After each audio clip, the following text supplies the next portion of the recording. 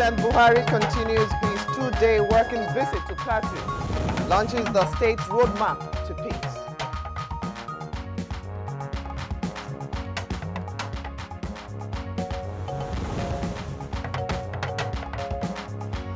Information and Cultural Minister addresses African Ministers of Tourism in Berlin. They also in Abuja as CAF meeting as a very important meeting, and I think it's all inscribed on their calendar. I look forward to a very high percentage of attendance.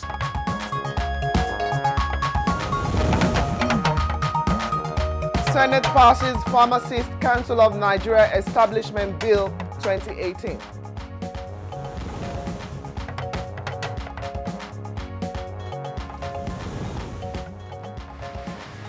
On Good Morning Nigeria today, we focus on bail and the criminal justice system, plus a review of the elections in Sierra Leone.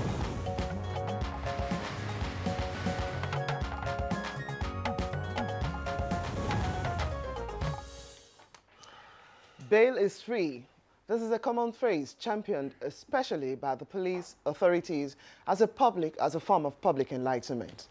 Well, indeed, it is a popular and an old campaign by the police authorities, and it is directly, of course, related to the allegations of extortion by some police officers while dealing with suspects whom they have arrested. Now, Section 35 of Section 35 now, subsection 5 of the 1999 Constitution, as amended, makes provision that guarantees the right of every Nigerian citizen to personal liberty, or say, for instance, where it is lawful to deny an individual the right to personal liberty. That's right, Blessing. Now, the right of an accused person to be released on bail, or even a suspect for that matter, is said to be germane to the just and efficient dispensation of justice under the criminal system. Now, if, well, you're aware, you're a lawyer, so would know that even though it is expressly provided in the Constitution, now the right to bail is not just automatic and is therefore not granted as a matter of course. Well, that's right. Our guest, of course, will be taking a look at the greater details of the bail that we're talking about. You have a number of entities that are involved in the bail, and of course, at least three clear circumstances where a person is a suspect, where a person is a defendant or previously referred to as an accused, and even when a person has been convicted, and also depending on the type of offense. Now, the provisions of the law, as you indicated, starting off from the Constitution, those provisions, of course, are enhanced. Sometimes you also have conflicts with the provisions either in the Police Act or in the Administration of Criminal Justice Act. The challenge, of course, particularly with regard to dealing with suspects by the police authorities, has often been with the application of the discretion of bail. Now, I told you, the lawyer is in the house. So, why is bail being denied to accused persons or suspects in some instances, as Kingsley has trailed off just now? Now, does this contravene the provision in the Constitution where there's different applications so that judicial dispensation will be given at the appropriate time? Now, conditions for bail being made, why are they being made so stringent to admit an accused or suspect to bail? And somehow, too, you'll find out they say, okay, the women are not allowed to serve as surety in bail bonds. All these questions definitely will be put in before our guests. That's right. Blessed, of course, that's a topic, that's one of the topics that we're having on Good Morning Nigeria today. The other issue we'll be taking a look at will be the elections in Sierra Leone.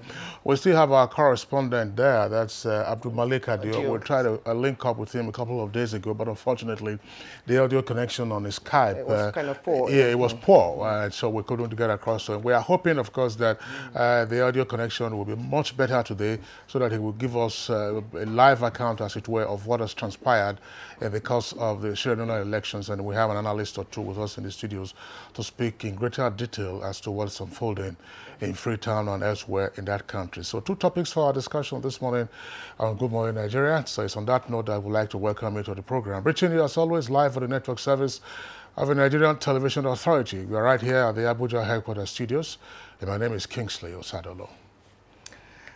My name is Blessing Abu, I thank you for joining us this morning, and I also join Kingsley in welcoming you to the program.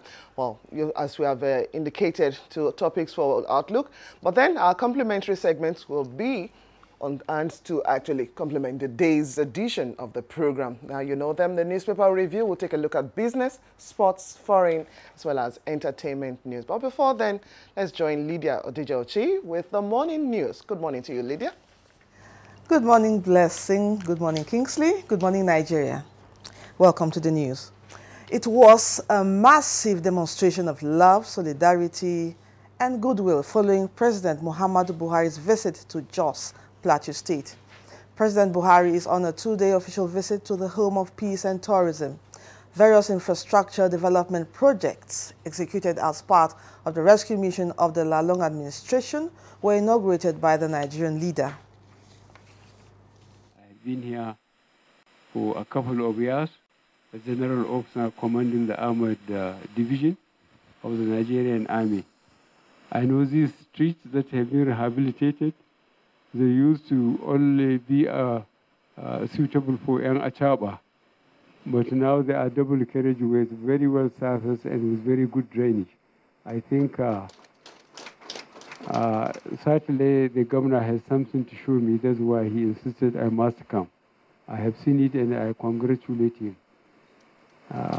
If we consider the resources we have between 1999 and 2014 and what we have now from 2015 to now, I think the governors are doing very well. Meanwhile, President Muhammadu Buhari says the federal government will use the traditional institution in the country to achieve lasting peace in some of the crisis-prone areas. He was speaking at a town hall meeting in Jos, Plateau State, where he launched the state roadmap to peace in continuation of his engagement with relevant groups in the state. He said his visit to the crisis areas was to have first-hand information and the remote and immediate causes of the crisis with the view to ensuring a peaceful atmosphere.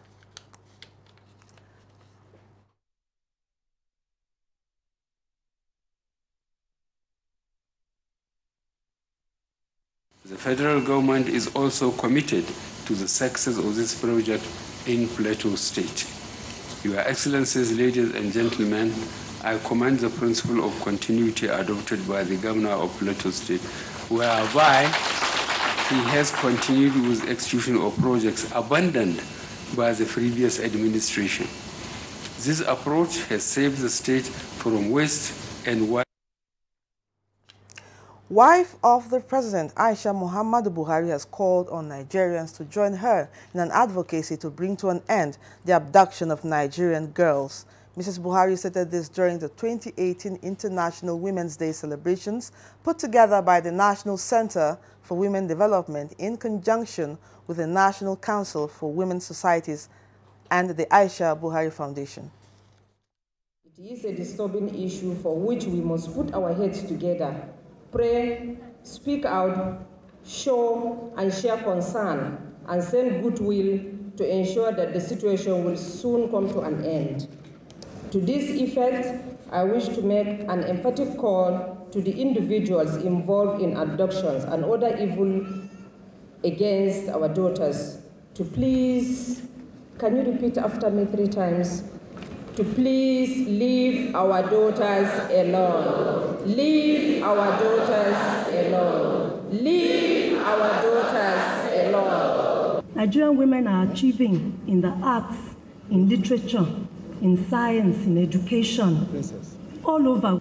On the other hand, we see our girls taken away from home, from school. We see parents crying.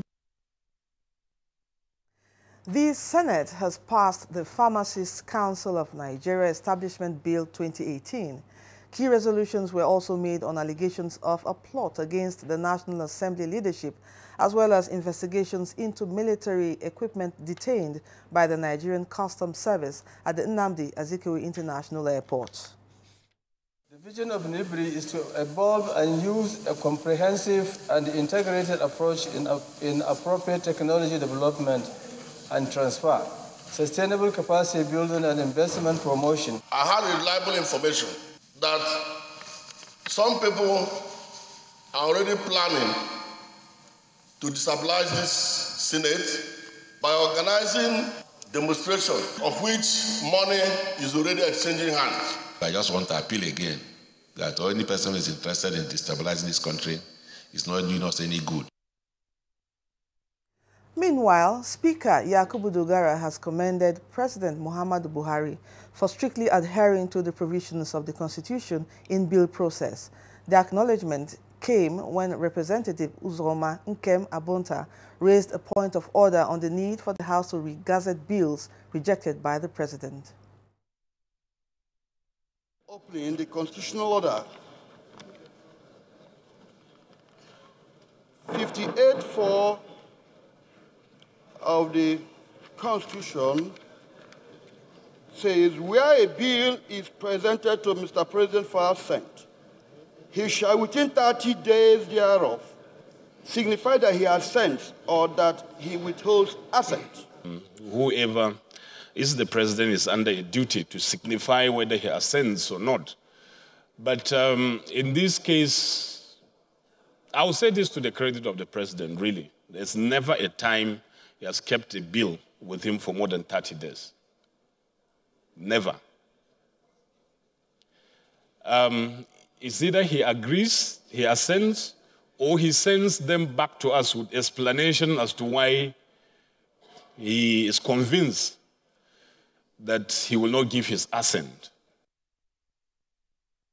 Speaker Dogara also disproved allegations that the House of Representatives is responsible for the delay in the passage of the Nigeria Financial Intelligence Unit, saying the bill was only undergoing thorough constitutional process of bill passage.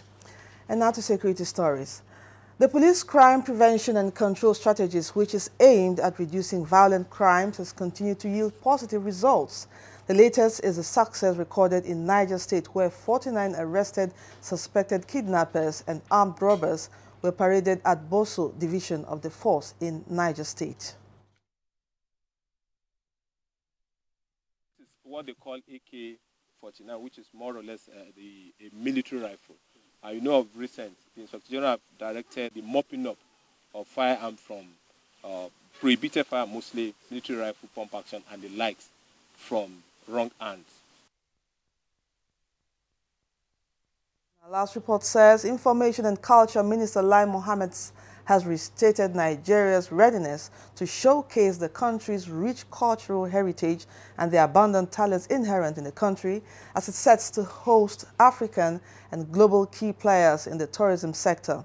The minister stated this while addressing the United Nations World Tourism Meeting of African Ministers of Tourism under the aegis of the Secretary General of the World Tourism Organization, Zurab Pololishvili, in Berlin. Lai Mohammed assured that the June CAF meeting in Abuja will reshape the focus of investors in the sector, just as it plans to use the platform to rebrand tourism. We are put to them personally to come. They all see Abuja as a CAF meeting as a very important meeting, and I think they've all inscribed it on their calendar. I look forward to a very high percentage of attendance. And that's the news for now. Good Morning Nigeria continues with Blessing and Kingsley, lawyer in the house, after this break. Good morning. Employment, notably youth unemployment, features strongly in our party's manifesto. We intend to attack the problem frontally through revival of agriculture.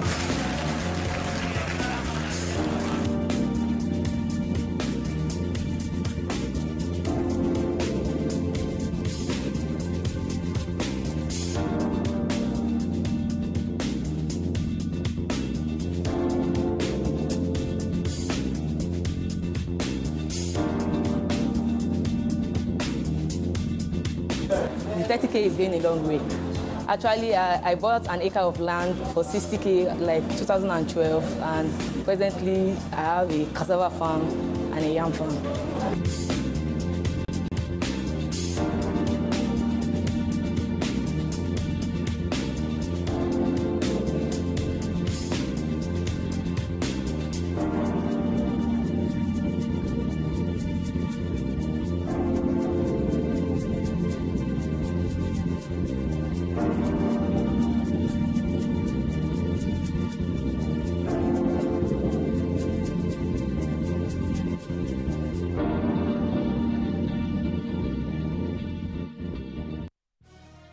reorganized, trained, and fully equipped. We are the new improved Nigeria Police Force. We fight crime. We bust syndicates. Whatever the crime, wherever the hideout, the Nigeria Police Force will get you busted. Stop kidnapping, armed robbery, murder, pipeline vandalism, and other criminal activities. Be productive. Be security conscious. Join the police force to secure your life and property. This message is from the Nigeria Police Force Public Relations Department. Uncle, now sick people boss be this, so. Everybody, take comics for an call. Yes, now, just here, drink. Comics, now easy to use solution for itchy cough. Comics, easy to use. Carry waka. 3,346 medals are up for grabs at the first National Grassroots Sports Festival, Sports for All, to discover sports talent, develop future world champions, and rejuvenate sports in Nigeria. Date 19th to 29th of April 2018. Venue, National Stadium Abuja, packages A and B. This is an opportunity for state governors to promote their achievements and for companies to promote their brand with 24 individual and team sports. For broadcast sponsorship, contact Angelo Peter I. Elosia, Chairman and Chief Coordinator, or Nick Onyisi. Organizers, Grassroots International Sports Academy and LOP Worldwide Television. Endorsed by the Federal Ministry of Youth and Sport Development. Broadcast partner, NTA. The Nigeria Police Force has commenced the disarmament and recovery of prohibited firearms, ammunition and weapons in possession of all suspected militias, armed herdsmen and farmers, bandits, vigilante groups, neighborhood watch and other groups, individuals or bodies. The range of firearms include artillery, apparatus for the discharge of any explosives of gas-diffusing projectile, rocket weapons, bombs and grenades, machine guns and machine pistols, all kinds of military rifles, revolvers and pistols, whether rifled or unrifled, all categories of pump-action guns, and any other firearm or lethal weapon fabricated to kill. Members of the public are hereby warned and given 21 days, starting from the 22nd of February 2018, to surrender them to the Commissioner of Police in the state they are domiciled. Members of the public who notice anyone bearing, possessing, or in custody of any kind of firearm should report such to the DIG Operations and others listed below.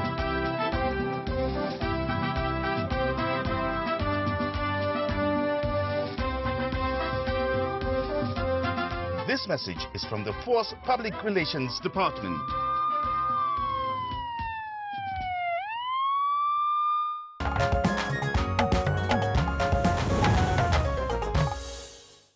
Welcome back. If you just tuned in, the program is Good Morning Nigeria, showing live on the network service of the NTA.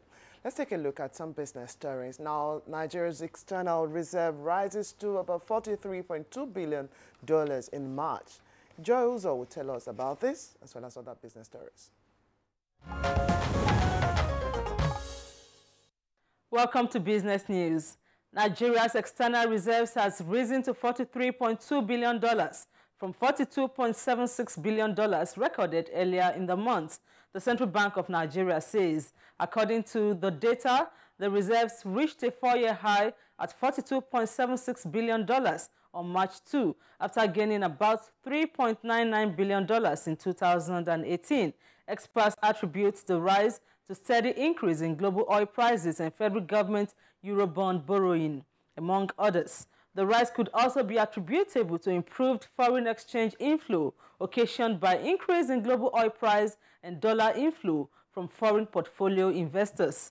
Mr. Godwin Emefiele, governor of the CBN, had predicted that the reserves could hit $60 billion in 2019 if it maintains this trend. Similarly, Nigeria's natural gas reserves have risen by 4.067 trillion cubic feet from 187.998 trillion cubic feet. The Nigerian Natural Resource Charter, in its benchmarking report, says the reserves include associated and non-associated gas. The report notes that Nigeria remains one of the largest producers of natural gas and has become a major exporter of gas globally.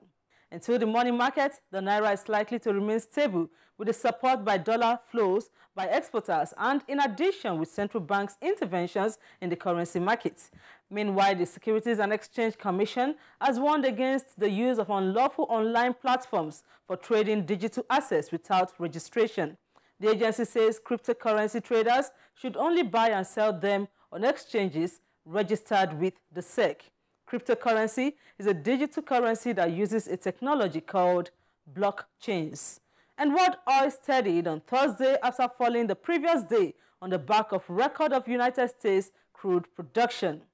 Trading on the equities market resumes uptrend as the Nigerian Stock Exchange All Share Index inches up by 0.33% to close at 43,092.63 basis points. Next is a graphic summary.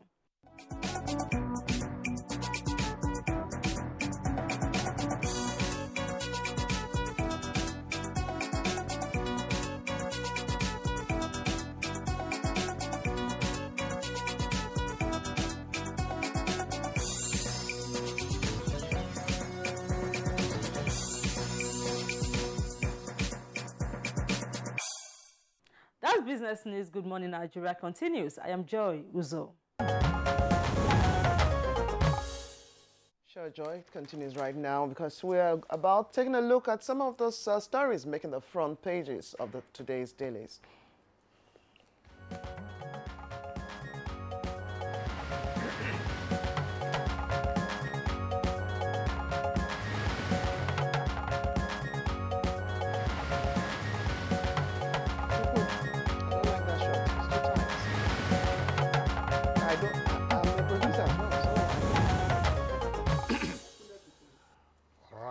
Toby, our newspaper reviewer, is happily with us today, Friday. Bayo, it's a Friday, I'm sure that... Yes, Friday is the day I feel fully drilled by the duo of my co-anchors. And I always look forward to resting. Good morning and good morning. Good morning, Bayo. But of course, it's a busy session because we have a number of stories on the front pages. The front pages are quite busy. This morning we have a number of stories, potpourri of stories. We should stay running through from the Senate to security, DAPCHI, and others. Let's begin this story let's begin our review rather with the blueprint. Just we'll take one headline from the front page of Blueprint and then go to the others. Just below the nameplate of Blueprint newspaper, Ekweremadu's military takeover comment derogatory. That's according to Defense Headquarters, and urges Nigerians to disregard such fears. Details of that story on the front page with a jump to page 6. And then we go to This Day newspaper. This Day newspaper, above the nameplate of This Day newspaper, Abdullahi Adamu for probe over alleged plot to destabilize Senate and oust Saraki with 2 riders. Senator Abdullahi Adamu denies allegations and says Senate President is like a son to him. And CCT adjourns, that's Code of Conduct Tribunal adjourns Saraki's trial indefinitely. And below that, another headline says National Assembly harmonized PIGB, that's Petroleum Industry Governance Bill, will be ready for Buhari's assent March end. That's to say end of this month. Details of that story can be found on page 54. And then also from the Punch newspaper, as we said, the front pages are quite busy this morning. You have above the nameplate of the Punch newspaper, you have a headline, Senate probes alleged plot to sack Saraki and destabilize chamber. And then you have the lead story also coming from the National Assembly, this time from the House of Reps. And it says, Reps to Buhari, that's the kicker, order IG to enforce Benue anti-open grazing law, with a rider there that is an excerpt from the representative from Benue State. I have received about 700 calls since Monday alone. People are telling me that they are willing to defend themselves. I have to keep pleading with them. And then, of course, the 2 photographs you have on the front page of the Punch there, also from the National Assembly. Parents of abducted DAPCHI schoolgirls protest in National Assembly. demand release. Story text on page 3. All right, from that, your last story, yeah, that is the lead story for Nigerian Tribune. Just captioned this way: Senate demands 2-week rescue plan for Chibok, Dapchi girls. There are 3 riders. Summoned Chief of Army Staff, Buratai, Inspector General of Police, and also Women's State Peace Protest as reps task Buhari on missing schoolgirls. I share in the agony of parents of abducted girls. This is coming from the wife of the President, Aisha Muhammadu Buhari. More details about that story on pages 9 and 10. Then, still on the Senate, just above that particular story, you have Senate probes alleged arms importation by Kogi governor. There is a rider to investigate alleged plan to destabilize its leadership.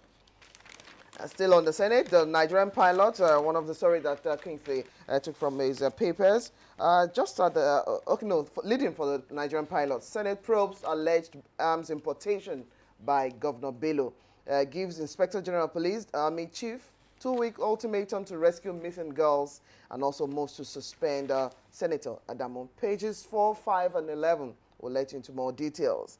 Now, still on the Senate, CCT, that's at the foot of the page now, adjourned Saraki's trial indefinitely. So where do we start from? Let's start from the human interest story about the Dapchi girls. Some parents of the Dapchi girls demonstrated yesterday to the National Assembly, and they were wearing black with the inscription, "We are Dapchi people." The touching story is one of Yahya Taributu. He has 3 of his daughters among the abducted girls. And he particularly was lamenting. And he says that the laxity of insecurity and incompetence actually created room for the abduction.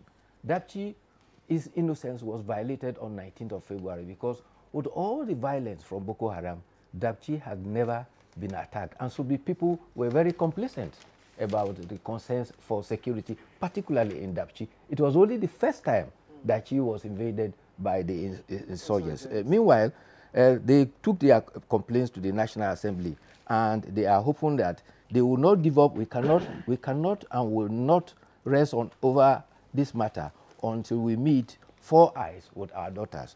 For Yahya Taributu, it will be a meeting of 8 eyes with his 3 daughters. Meanwhile, on that occasion, which also coincided with International Women's Day, the House of Representatives moved a motion and urged the federal government to rescue the girls promptly and also secure the release of the remaining Chibok girls. The Senate also summoned the Inspector General of Police and the Chief of Army Staff to appear before his Committee of Police Affairs, Security and Intelligence, and to provide for them information about operational strategies to rescue the girls promptly. Meanwhile, President Muhammadu Buhari, who has been on a 2-day visit to Plateau, was lamenting that while he visited Taraba earlier on, he was told that these same people who are fighting one another today have lived together peacefully for over 300 years. He said, if that is the case, then we need to trace where things went wrong and find solutions for this, for peaceful coexistence. And he specifically said, the problem in Taraba, Benue Plateau are the same. He told traditional rulers, we are politicians will soon go away. You traditional leaders are there until death. Our traditional rulers should get down to work. We must find solutions to all these crises.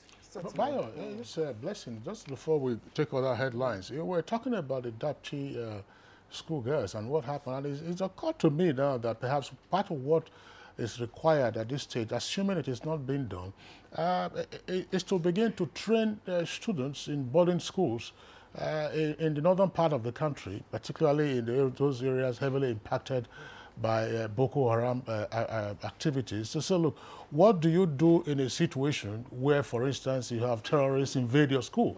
And so what is the drill? What are the various steps, you know, right from the security men at the gate, assuming there are any, and if you are in your classrooms or you are in the boarding house, what do you do? Do you go with them? You know, how do you take care of yourself in that emergency? I think that that's part of what the security agencies, you know, we need to do, yes. In fact, we had a semblance of that during the Civil War. That's right. As students, we were told once there was alarm, there was a drill, there will be alarm and all of you will run, and there were ditches that you run and lie into. And so there were drills. In case of an air raid, there will be an alarm, and students know, or pupils know what to do in such a situation. All right. So it's a very good idea. Okay. All right. Other headlines. President Buhari was in Plateau, or he's been in Plateau for the last 2 days, and that's the front page. That's the photograph you have on the front page of the Nigerian pilot. See the president being welcomed by a beautiful girl there, and the state governor looks with such admiration. Well, he had so many things, and we're told that a mammoth crowd actually gathered in Plateau to welcome President to the Plateau. All right, let's return to the Punch newspaper. Above the nameplate of the Punch newspaper, 2 headlines there. We already took one. It says, okay, 3 headlines we'll take from that now. Right at the top of the front page of the Punch newspaper, it says PVC, that's Permanent Voters Card. Community accuses INEC officials of extortion. That's on page 8. And then, thanks for being a loyal partner, Buhari tells Oshibajo at 61. We won't spend money on Ajaokuta again, says federal government. That story is on page 19. Now, that Ajaokuta story is also on the front page of the blueprint, right at the foot of the front page. It says, we have spent $8 billion on Ajaokuta, and that's according to Fayemi, who is Minister of Solid Minerals. And then back to the Punch newspaper, 2 earpieces there beside the nameplate. Appeal Court reserves judgment in Kashamu's extradition case. That's on 11. And UK to build prison wing in Kirikiri to transfer Nigerian prisoners. Other headlines, of course, you would find, well, that's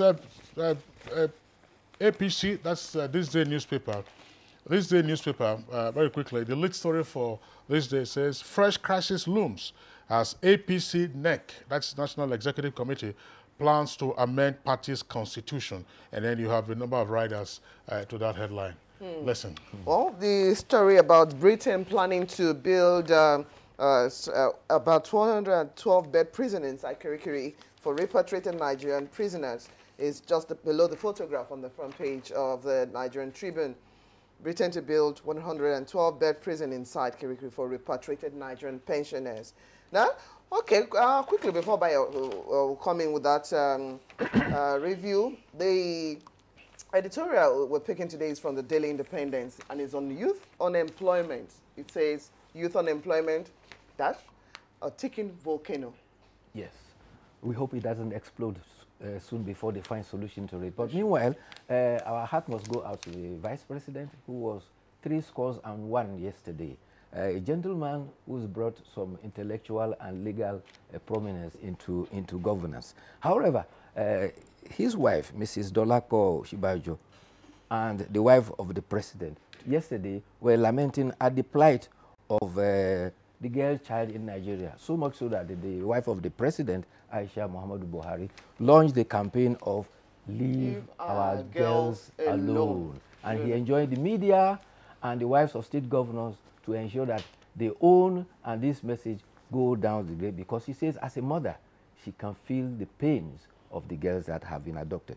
But the conflicting stories about the, quickly about the Ajaokuta, the Honorable Minister of State for Steel, Mineral and Steel Development had a vote of no confidence in the House of Representatives. He says it is their prerogative to say that on the floor of the House because they are covered by qualified privilege. But to go outside the Senate and say that he's now taking that as personal. But he set the record straight by saying that 81 billion is what has been spent on Ajaokuta.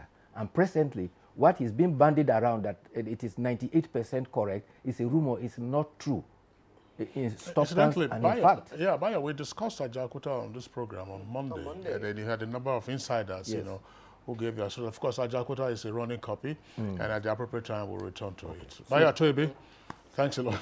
You see the way you're flipping, you're flipping your nose. Thanks a lot, of course, for being with us all through the week. We hope you enjoy your weekend. See you on Monday. All right, this is still Good Morning Nigeria, live on the network service of the NTA. We take a short break now. We have 2 items for discussion this morning. Bail, a notorious bail in the criminal justice system, that's one. And then the elections in Sierra Leone, that's another. Hate speech is not a joke. It incites genocide and crimes against humanity. Most of Africa's civil wars are caused by hate speech from one tribe against another. We don't want it here. The Nigerian government stands firm against hate speech. I was distressed to notice that some of the comments, especially in the social media, have crossed our national red lines by daring to question our collective existence as a nation. This is a step too far. One nation bound in freedom, peace and unity. Nigeria, one nation, one people. This is a public service announcement brought to you by NTA. Makes a Naija mom powerful. I encourage my kids to learn new things, and if they get hurt, I rely on the power of my Dettol's One Capful to fight germs. My family needs protection from germs. I use the power of Dettol's One Capful to disinfect surfaces and clothes. I trust the power of Dettol's One Capful for bathing. The power of Dettol's One Capful protects from up to 100 illness-causing germs. Be a powerful Naija mom with Dettol. NTA Television College, JOS, an affiliate of Ahmadu Bello University, Zaria, is organizing a 2-week course in broadcast media management techniques. The course will be facilitated by iconic media managers and administrators such as Dr. Tony O. Iradia, former DG, NTA. Date, 5th to 16th March 2018. Course fee, 100,000 naira per participant. Accommodation inclusive. Also, a 4-week course in principles and practice of marketing. We hold from 19th March to 13th April 2018. Course fee 100,000 naira per participant. Accommodation inclusive. Venue for both courses will be the NTA Television College, Rayfield, Jos. Both courses are specially designed to hone the skills of participants in the dynamic broadcast media space. The broadcast media management technique course targets participants from grade level 10 to 15 and shall deal with critical management functions that affect job performance. Principles and practice of marketing course has been packaged to help participants acquire relevant knowledge and skills in all aspects of digital marketing, public relations, market research, strategies, and management. For further inquiries, contact 0806 908 9807, 0703 660 7155, or email ntacollege@gmail.com. NTA Television College, training you to be the best you can be. Nigerians. Suicide bombers are not spirits. They are not ghosts. They are human beings like you and me. They live amongst us. They are your neighbors. They are your friends today, but terrorists tomorrow. So you must know your neighbor now. Security begins with you and me. Know your neighbor. Be vigilant. Be security conscious. Report suspicious persons, objects, and movements to the police and other security agencies. The security of our nation is a duty for you and me. If you see something, say something. Nigeria, unite against terrorism. This message is brought to you by the Federal Ministry of Information and Culture.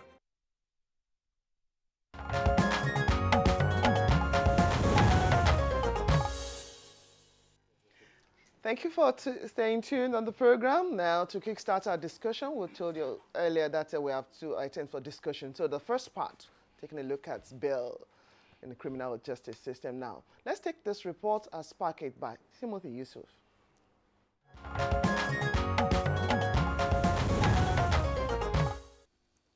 Section 36, subsection 5 of the 1999 Constitution, as amended, provides, and I quote, "Every person who is charged with a criminal offense shall be presumed to be innocent until he is proved guilty."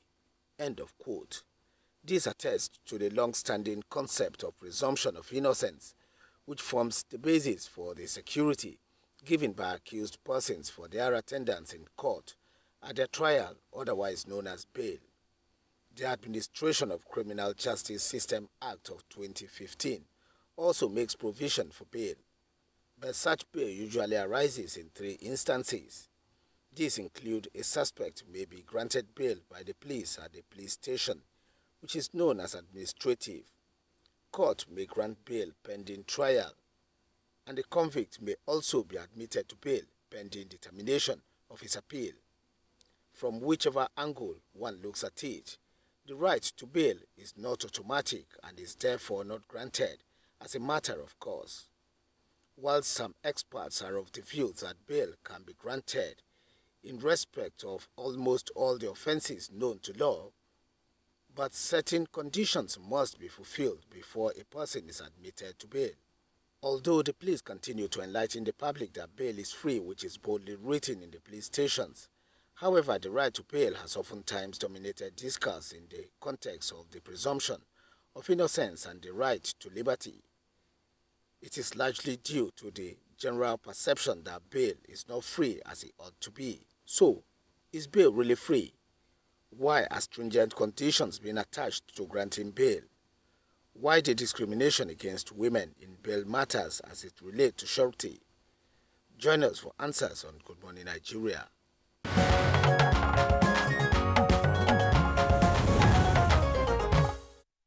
All right, thank you very much, Timothy Yusuf, for that background report. Now we have guests with us here in the studios, as well as from one of our network centers to discuss this issue in greater detail. Would like to first welcome Chief Superintendent of Police, Jimoh Moshood, Force Public Relations Officer. He has just been recently promoted to the rank of an Assistant Commissioner of Police, but is awaiting official decoration. Congratulations, Jimoh Moshood, ACP in waiting. ACP designate.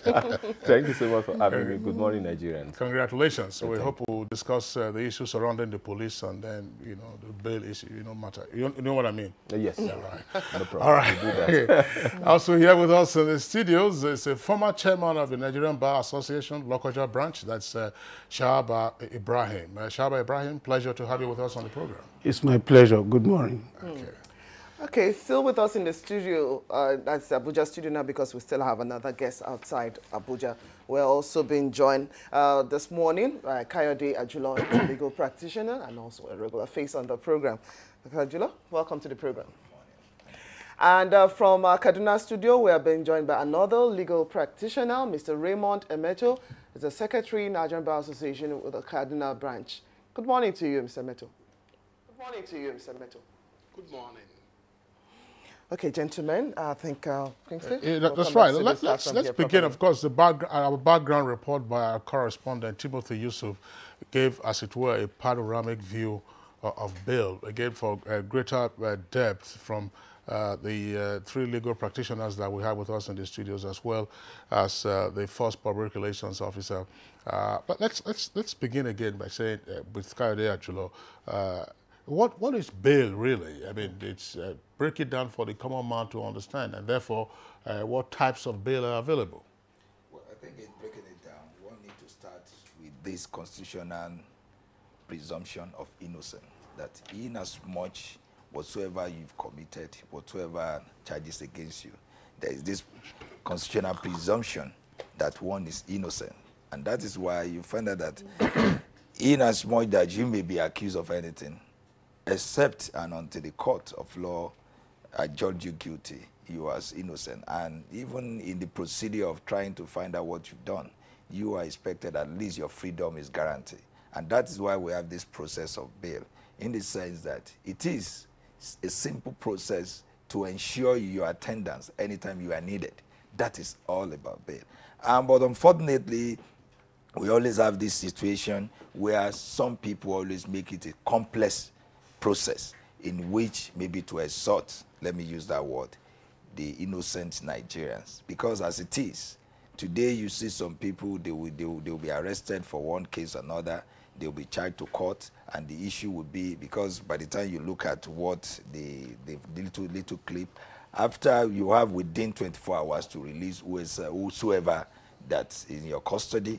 And even the Constitution even went beyond again to say, if in a situation where the court is not within the 40-kilometer radius, it can be extended to 48 hours or any other time which the court may find reasonable. It is within this, sometimes you see this perpetration of this evil. But one thing I believe we need to let the people know is bail first is quite a very simple process.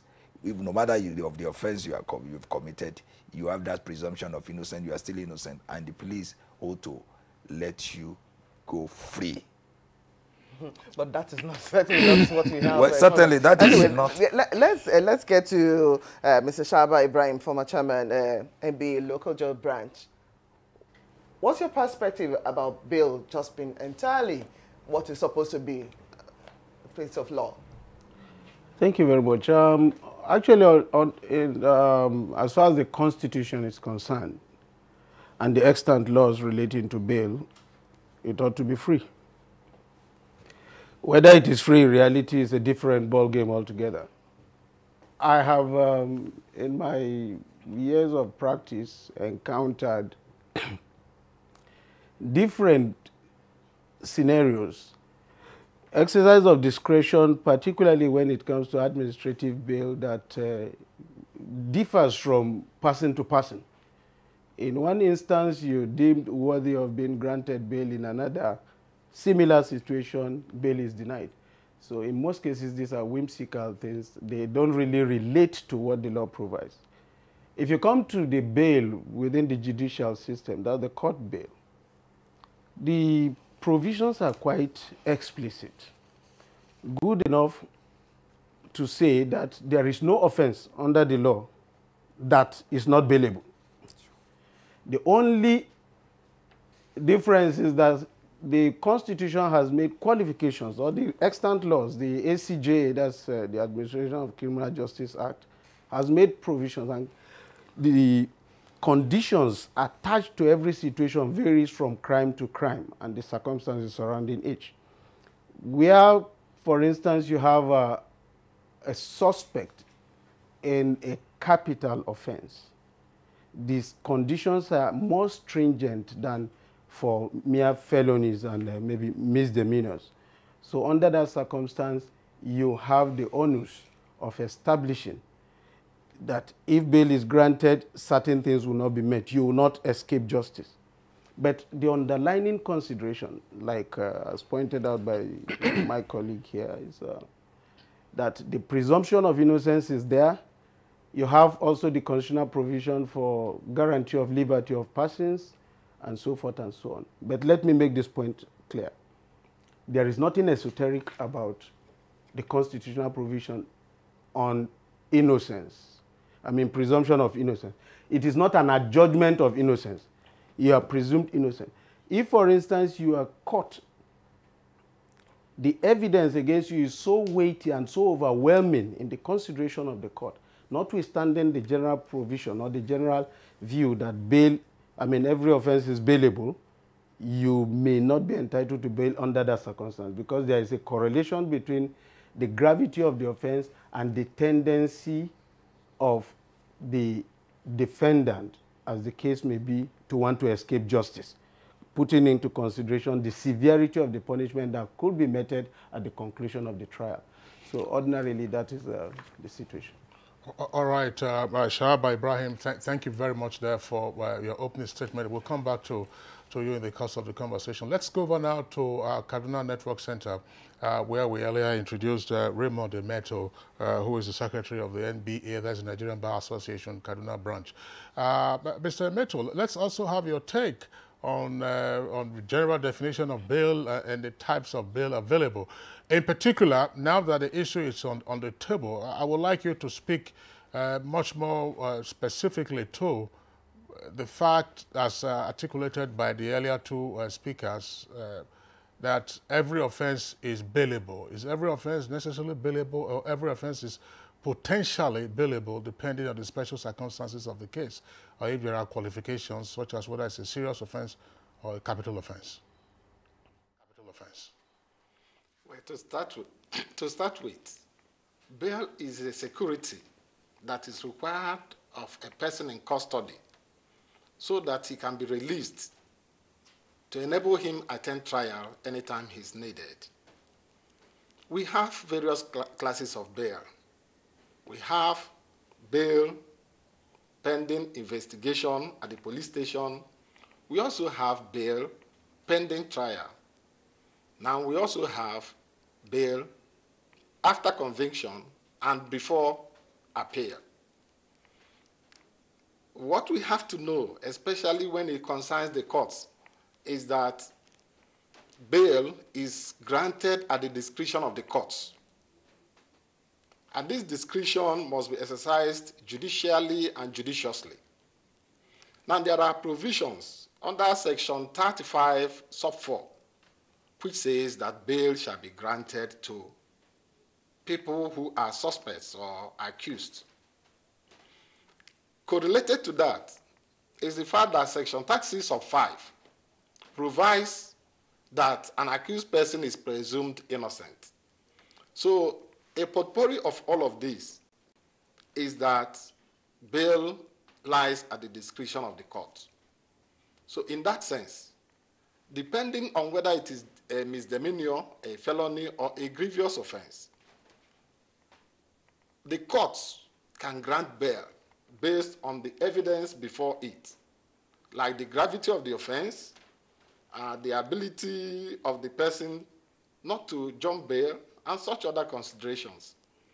So simpliciter, bail lies at the discretion of the court, and that discretion must be exercised judiciously and judicially. Thank you. Thank you very much, Mr. Meto. Now, of course, earlier we introduced Jimoh Moshood, the first PRO here in the studio in Abuja. Definitely, you might have visited several police stations across the country, and what you get to hear or see, Pace said, is that bail is free.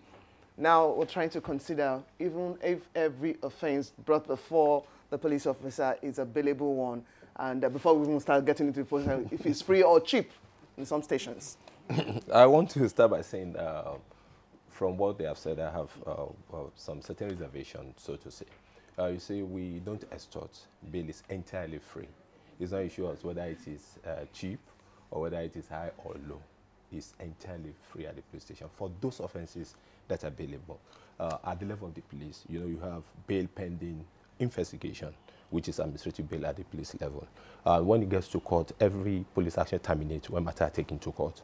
Whatsoever is the discretion of the court, we don't have any, what do you call it? We can object if at the level of our prosecution, if it's magistrate court or chief magistrate, whichever court is being prosecuted. Then I want to say that bail is a recognizance that you are going to produce a person that have committed an offense which is bailable at the level of the police, not capital offenses such as murder, rape, arson, armed robbery, kidnapping, and the likes. But for those offenses that are bailable at the level of the police, they are conditioned from granting you such a bail because you must be somebody that resides within the jurisdiction of where the offense is committed, and it must be somebody of a known address. Not necessarily the Administrative of Criminal Justice Act 2015 make it possible for even women to take somebody on bail. Before, it is not that it is extensively written, or you can find it anywhere written in the law that women cannot take people on bail. But the fact remains that if you're a woman and you are married and you are under the control of somebody, it takes the police to find out, because if you are taking somebody on bail, we need to go to your address and know where you are living so that you will be able to produce such a person when needed. But if your husband objected to that, then that can be an issue. And that is why then it's not that there's restriction on women, even before the Administration of Criminal Justice Act. The Criminal Procedure Code and the Criminal Procedure Act are very clear on condition for granting bail, the two processes. So having said that, within the jurisdiction of where the matter is investigated or where the person will be taken to court, if it's within 40, court is within 40-kilometer radius, then you have to grant the person bail. If it's bailable within 24 hours, you should take into court if you are not granting me bail. Then if it's beyond that 40-kilometer radius, then you have up to 48 hours. But there's no doubt, because offenses are committed and the investigation are carried out, that reasonably, on reasonable time, then you have to approach the court for extension of the detention of such a person. So you go to every police station, if you have a problem in your hand, what are the plans to sort out this problem? And that is why the force repeatedly have been coming out with a campaign of bail is free. And of recent, the Inspector General of Police, IGP Ibrahim Puchu Idris, MPMNI, directed that I personally go to every state and carry out the launch, which the poster I'm holding in my hand is one of it. And we have taken the campaign beyond us putting it in police station or written in the investigation room or chat room that bail is free. We have started sharing even the sticker to people to put on their vehicle on conspicuous places, that if anybody asks you for bail, you refer to it that bail is entirely free. So we are not saying that 100% people don't still ask for one or two things in that sort of thing, but report to us, we'll take action over it. So bail is entirely free. No police officer have the right, except on reasonable ground, that you may not be able to prove such a person, because quite a number of people have been charged to call for screening of an offender. You take somebody on bail when such person is needed, you cannot produce him. But it is important for public to equally know that when you say police are arresting people anyhow and detaining them, if we are arresting people anyhow and detaining people anyhow, there won't be where to detain people. Maybe we will need international conference center to put people there and detain. Because if you look at the level of people committing various offenses, from assault to even domestic violence, is equally an offense now, because you have the act in place which does not give respect to whether you are the wife or you are the husband, you are the father or you are the mother. So we have a lot of responsibility to carry out. And this, with the process we have, like the talk, when you talk of the burden of proof, in the case of presumption of innocence, everybody is presumed to be innocent until all reasonably prove that he has committed the offense beyond reasonable doubt in court. But when you have that on your hand, then the officer of the law, because in the criminal justice system, the police is executive, everything starts from us. We are people that saw somebody that has been raped, somebody that has been robbed, somebody that has been stabbed, a person is a victim of arson, for example. And we train an officer not to be emotional, because if you are emotional about things and you see somebody that raped another person or somebody that killed another person, you want to go out of your way to do something that is not permitted. Well, General Moshood, thank you very much for your explanation, and indeed for the benefit of our viewers. Once again, just to recap some of the points that have already been articulated. Bail is available at 3 stages in the criminal justice system. First, as a suspect. That's the one the police authorities will deal with, or an organization like the EFCC, for instance. That's one as a suspect. And then when the matter goes on trial, you don't have, the person becomes either a defendant or what's formally referred to as an accused person. So while the trial is going on, pending trial, at the conclusion of the case, bail is also available. And when the person is convicted of an offense, and he said, okay, right, I'm going to exercise my right of appeal, and then before, of course, the sentence begins to run, of course, it also can be admitted into bail. But gentlemen, the flyer that you are holding here, bail is free, it's an age-old campaign that Nigerians are quite familiar with. And the familiarity of Nigerians with this campaign derives from a notorious fact that the police, some members of the police force have turned bail that's of suspects, into an extortion regime. Which is why you are relaunching it at this time. It may be useful to get the views of the lawyers who, from time to time, have to deal with various police officers and various suspects, who have been arrested for whatever kind of offense. Let's begin again with Kari Ajulo.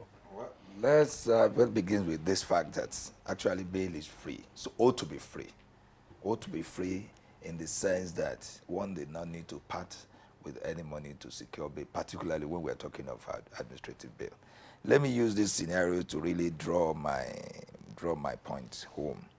With the police, going to the police, the general notion is they will make the whole thing difficult, in the sense that when it comes to bail, that you must part with something. And we must be sincere. This blame, we cannot say it lies with the police alone. Even the accused person, most of the people, the attitude, the general thinking of people is once you have any issue with the police, you see the way they'll be shaking. Without even telling you the offense, they'll be ready to offer bribes. And particularly, the situation in the country with these tribes and co.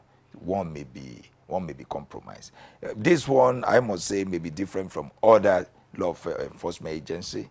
There are many times that you go with your clients, so like for a place in the EFCC, immediately they are telling you this is what you've done. They will give you a list of the conditions of your bail. It's now for you to meet it or not, which you know. Unfortunately, that one we don't have that with the police, and I'm sure maybe the first PRO may discuss with the authority to let us have that procedure. As it is, one of the reasons why we always see that bail may not be free, and which actually may not in the real sense, is that it now depends on the condition. Not that it's automatic that once you are there, you have to ask you to go, because the essence is to ensure that you continue, you be in attendance anytime you are needed, and that one requires some conditions. And maybe this is where the problem always lies. For example, it has to do with the nature of what you are accused of. maybe if we have a case of murder, like he said, when it comes to murder, police may not. But I believe, and I know this is a law, whatsoever may be the case, you can be granted bail. Depend whether with the police or with the court, depending on the condition you're given. Though we understand, like a case of murder is more of a very main big issue in which you may require different conditions from when somebody maybe a felony or any of all these misdemeanor and all that.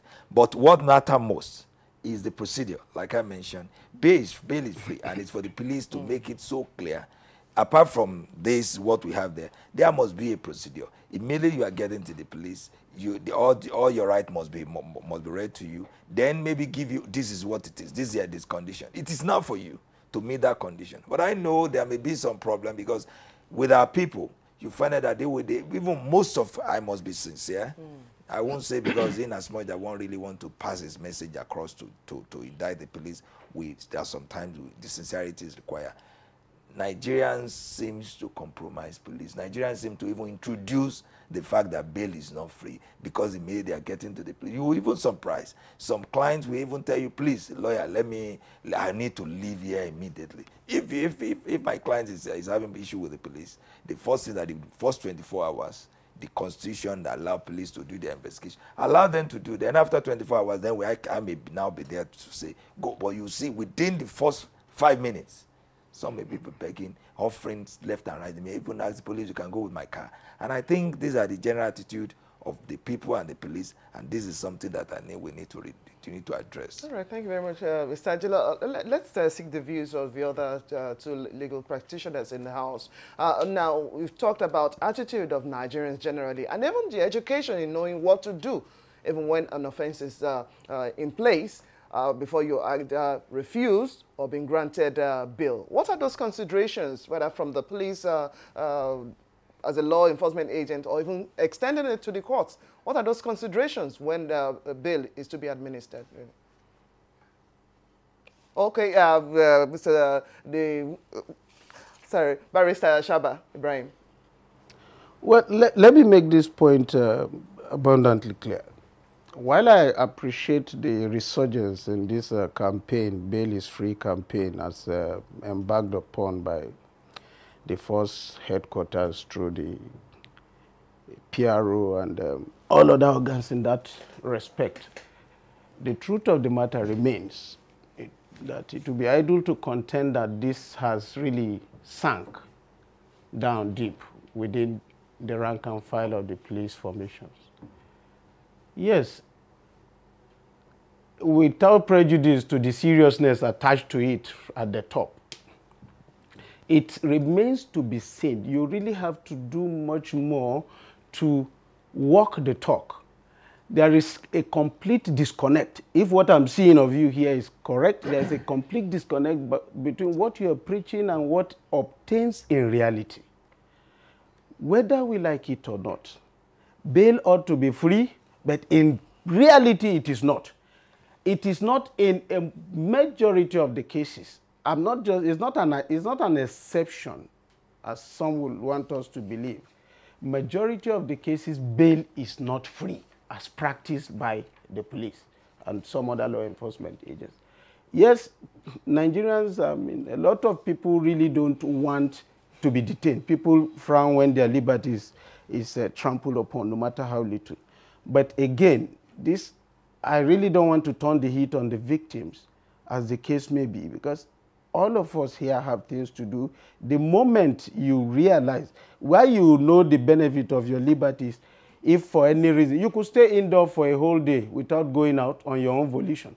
But the moment you realize that there is a law enforcement agent there that has the tendency to prevent you from going out, the urge to go out becomes higher.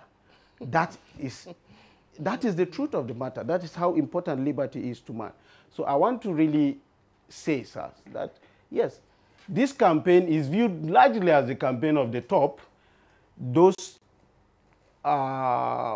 veterans down there have really, over the years, formulated their own procedures of running rings around those things that you're preaching. So my take here is that you really need to do much more. get a number of people as, if you like, scapegoats, so that we can at least, for once, have a society where law and order prevail. According to law, not according to the whims or reckless discretion of anybody, with due respect. Coming back to the issue of conditions attached to bail, whether at the courts or anything, where a court or even the police decides to formulate a set of conditions that are so stringent, so unattainable, it approximates, with due respect, to a denial of the right to bail. And I've seen instances where defendants, through their counsels, have approached the courts to say, look, these conditions really tantamount to a denial of bail, and courts have had causes to intervene. Talking from practical experience, I ever had a case where the first set of accused persons were caught. The magistrate, on the application of the police prosecutor, had even signed the remand warrant even before arraignment. As soon as we went on, we appeared before him, he granted, he ordered the remand. When the next, we complained, when the next set of accused persons were arraigned, in the ruling of the magistrate, he said something to this effect: what is good for the goose is good for the gander. So this set of defendants too had to be taken to detention. And thank God, once we filed an application before the High Court, the court came down strongly on the magistrate, deprecated that conduct, and made this pronouncement that what is good for the goose is good for the gander is not a maxim of criminal justice. Every case must be taken on its own merit, and liberties must not be taken so lightly. So what I'm saying in essence is the police really have to up the game. You have to do a lot to bring back trust between the police and the society, between the courts and the society, so that people do not think. The Nigerian psyche is such that people believe that anything is possible in Nigeria. And I don't think it's good for anybody. All right, Shaba Ibrahim, thank you very much. Let's bring in Raymond Emeto right now. Raymond Emeto, give us your practical experience with regard to your clients in terms of whether I've been seeking bail from the police authorities or in the courts. What has been your experience? And the campaign by the police, is it realizable, or is it just one of those things? What I can say is that the police really needs to do an introspection. It is not enough to say bail is free. We are moving around. We are talking to our officers not to take money from these accused. We are Nigerians. We are part of the system.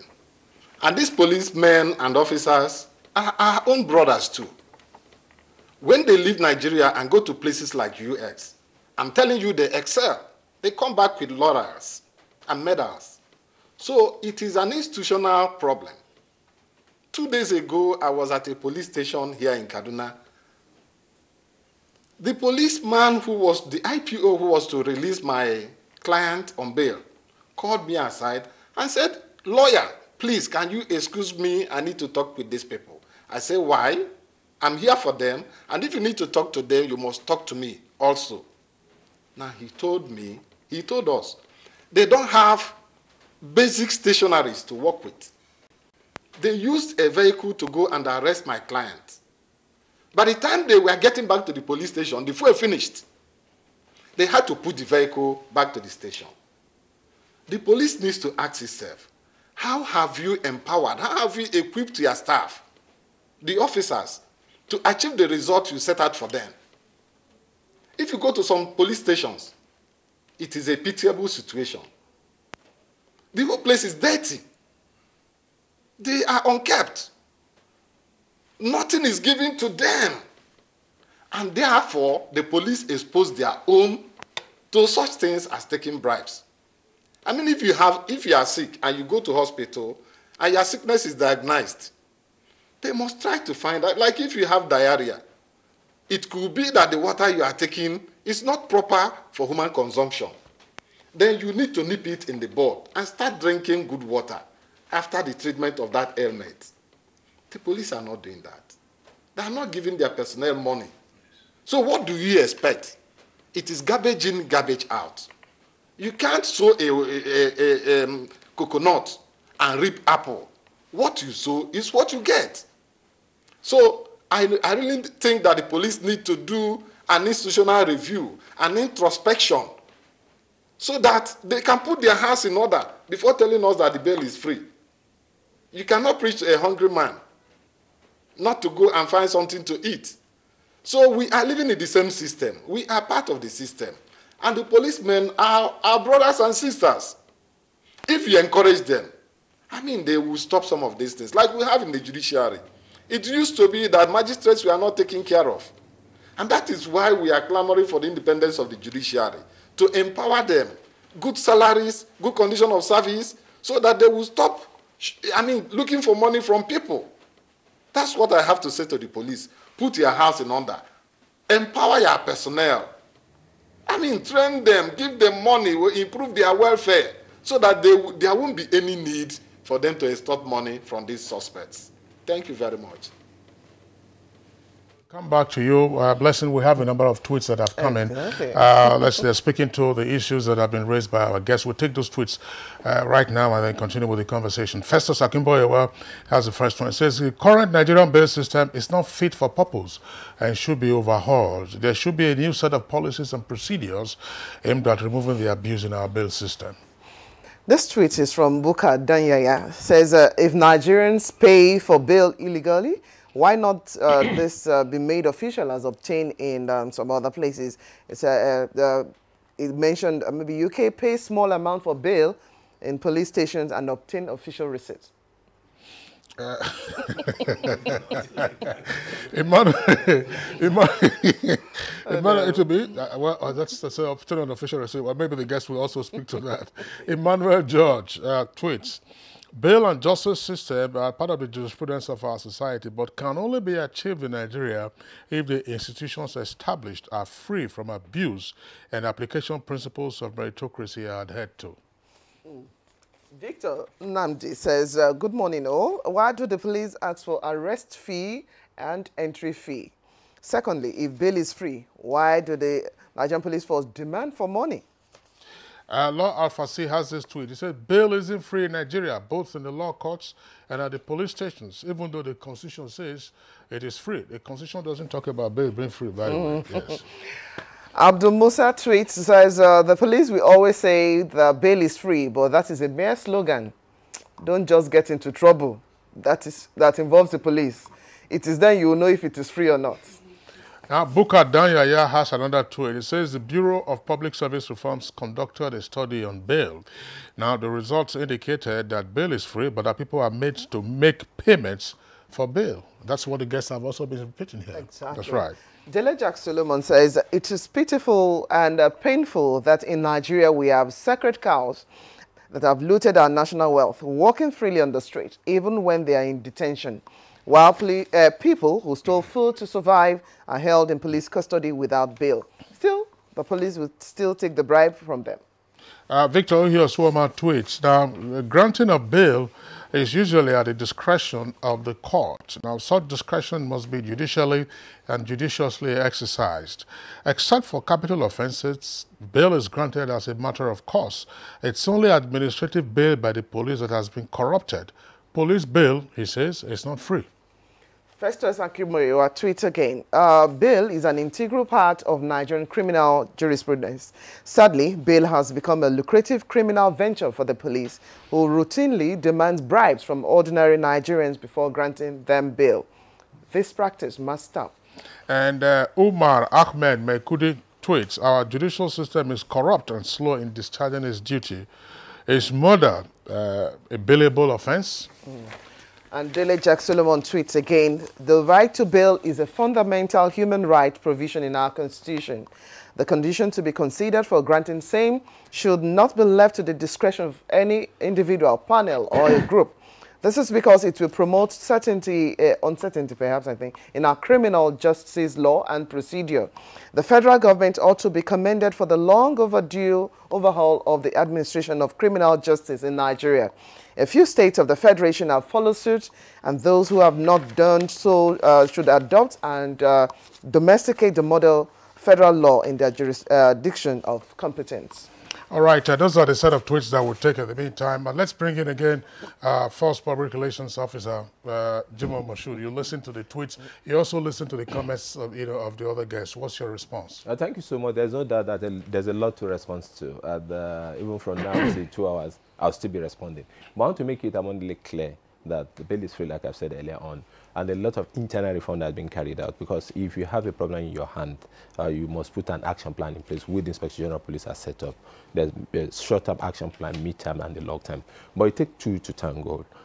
We live in an environment where we police by culture. The culture of the people determine how you police them. And I want people to know that detention is not a punishment. It's not that every matter you're investigation you have to take people into custody. If there are development in the infrastructure and the other sectors of the economy of the country, or probably when it has to do with investigation, with the criminal justice system, like I said earlier, the police executive, everything starts from us. But there's other critical stakeholders that have one role or the other to play. It's not entirely for the police. But when you have somebody in custody, for example, and people tempt police officers to take in bribe, and it is the training of the police force to resist us and arrest, giving and taking of bribe is an offense for everybody to know. And you discover, with apology to my colleagues, the barristers, to know that there are quite a number of people that are charged and bail that will come around police stations before they want the police officer, the DPO, to do what ordinarily they cannot get from court. And there are going to be an issue in this, because where you are tempting police officer before you even say... Explain. Explain. Yes. That's where I'm going. If you take somebody to custody, the lawyer have the right, because the procedure is that you can take statement from a person. If the person refuses to take statement and said, look, I have to wait for my lawyer to be there, you permit him for the lawyer to be there before you take him. But the barrister or the lawyer coming in supposed to know that you need to go and wait in court for such a person to be arraigned in court before you carry out other things.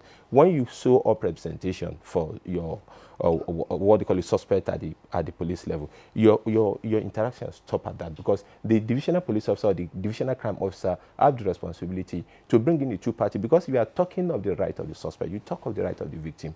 We live in a society, like I said, we police by culture, where even somebody who have committed an offense, which ordinarily is supposed to grant a bail, if you release such a suspect on bail immediately, it can be lynched by the public. And whatsoever that lead to that suspect regaining freedom, the society doesn't want to know. They say, no, we arrest an armed robber in our environment, or somebody that burgled a building, or somebody that attacked, or somebody that raped. The person's on the street. They don't know the procedure that it goes through. So you can deny bail now, in the interest of the suspect. In the interest of the suspect, and that is why we take some people in for protective custody. If you take somebody that doesn't have what we call criminal liability, for example, maybe somebody below the age of 14, and have committed a capital offense of murder, for example, if you release such a victim at that point in time, you discover that you can endanger the life of the victim, and people can take to self-help. So everything we are doing in the best interest of the society to ensure that law and order is enforced. So is this applicable in all cases? It's not applicable in all cases, because that is why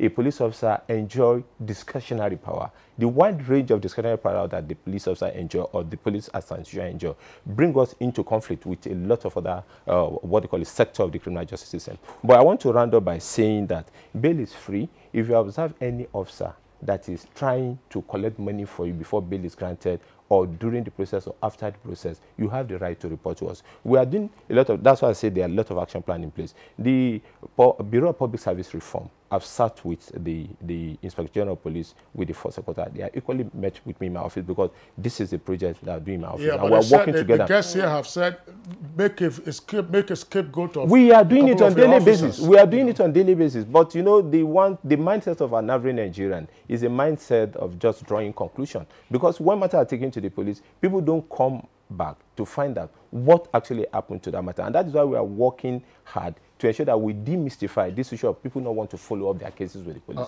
So bail is entirely free, and people should not tempt police officers to take in bribe. Because those people, like the institution in Kaduna, when the fuel got finished in the vehicle. No. What if they were assisted and also? Let me respond to that, Mr. Kingsley, if you allow me. Wait. Yeah, we'll get your closing thoughts.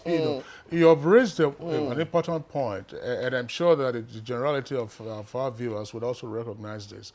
With the greatest respect, to our learned friends who are in the studios in Kaduna right here, the first public relations officer was talking about the so-called, if it's actually derogatory, so I apologize for that, charge and bail lawyers, that you have lawyers, some persons who are lawyers who, are going around the police stations and then looking for suspects who have been arrested, to facilitate their bail. And this, of course, leads to what Kadajula was talking about, that the temptation to offer. What's your reaction to that?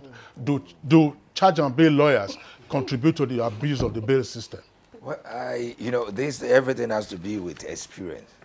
With my almost 18 years experience, I'm here to see this issue of charge and bail lawyers, particularly in police station. From the little, I think I can say I should know within that, most of the time is at the court, that's the magistrate court, that we used to see this issue of charge and bail. But what we are saying itself is this. One thing is so clear, is the fact that the constitutional provision, particularly as it affects the procedure of granting bail, is so clear. The police should not make it cumbersome. By the time you try to make it cumbersome, it turned to issue of extortion. I need to repeat that, and because it's happening every day.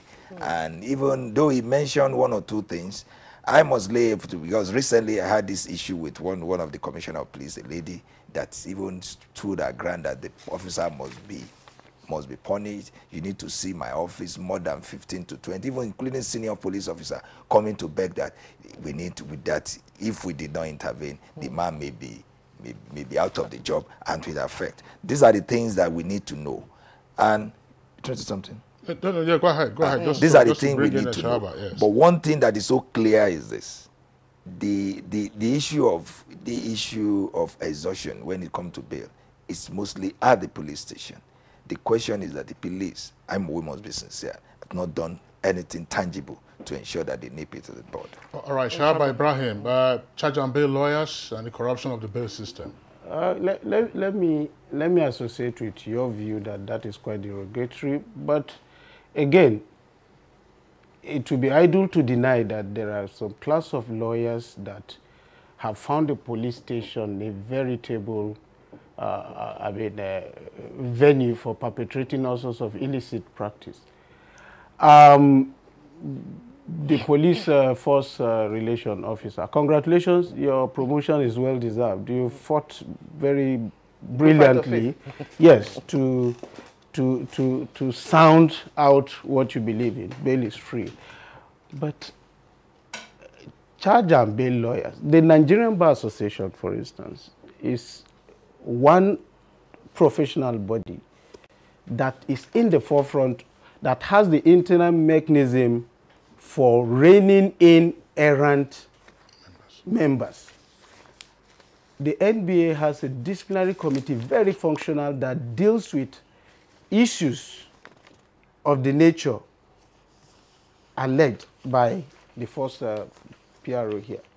If the attention, what our advice is, if the attention of the NBA is drawn to all these infractions on the part of our colleagues, they will be reined in, I can assure you that. But again, we seem to be going around in circles. Bail is free, bail is not free, bail is free, bail is not free. I want to say without mincing words that unless and until every organization take a cue, like the Nigerian Bar Association is doing currently, to rein in its members, call errant and violators of extant rules of professional conduct, bring them before justice, we're not going to see El Dorado. There's a lot of problems associated out there. Let the police cater for its own officers. Let the NBA do its own. And of course, the judiciary aspect also will be taken care of. And we can at least start enjoying bail free thereafter. All right, Shahaba Ibrahim, thanks a lot. We are really pressed for time. We have two topics for our discussion segment. We're going over to Sierra Leone to join our colleagues. We have a number of tweets that have come in from our viewers. And there's one other aspect of this just before we wrap up, gentlemen. I would like Raymond to speak to this very briefly, if you can, proceed your response. Well, look, it's been said here by the guests that, look, it's in the course of a trial, any offense is practically as potentially bailable, including a capital offense such as murder, for instance.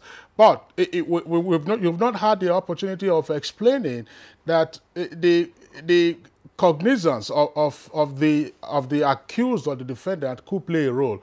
If it's a repeat offender, for instance, assuming also if it's a person of, shall I say, good recognition in the society, those factors normally will come into play. So that for the benefit of our viewers, is it every person, for instance, who could be admitted into bail for a murder offense?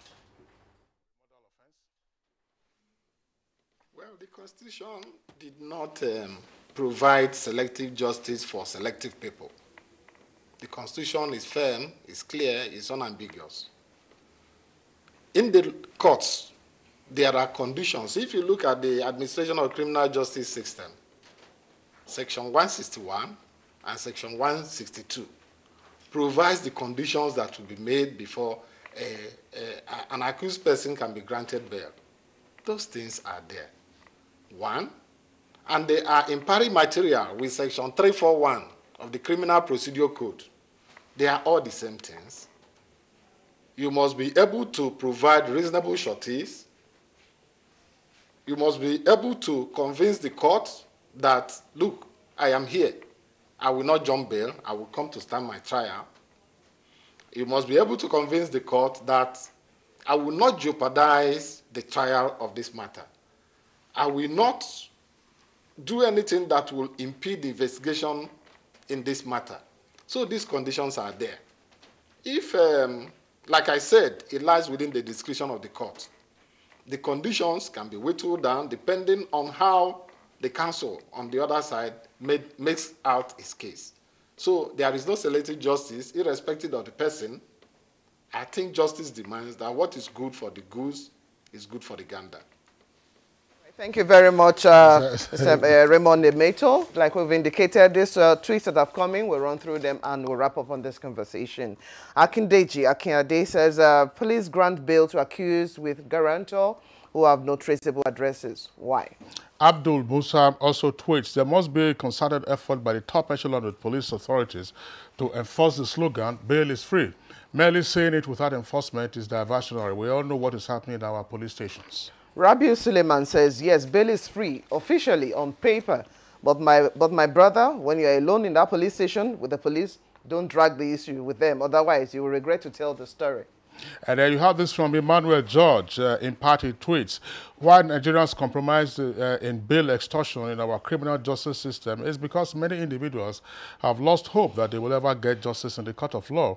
And as such, compromise is the key to achieve their freedom. Ralph Mike Alika says the police will make the thing very difficult when they know you are not ready to give out money.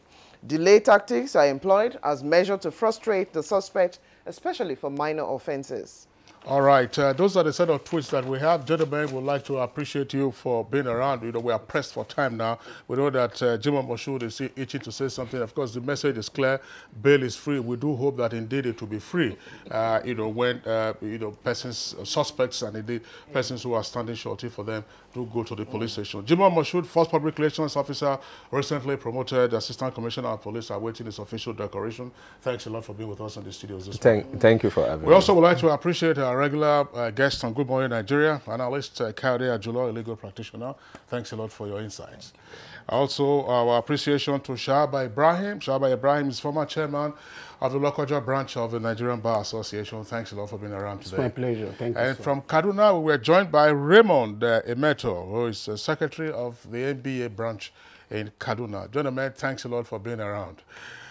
Okay, so that's the much that we can take. We have one set of persons that we couldn't have on the program with those who are professional guarantors. You find them around magistrate courts. And Sure, it's easy, one way or the other. Yes, all right. It's a serious matter, though. We take a short break. Now, when we return, we go over to Sierra Leone. Big story there.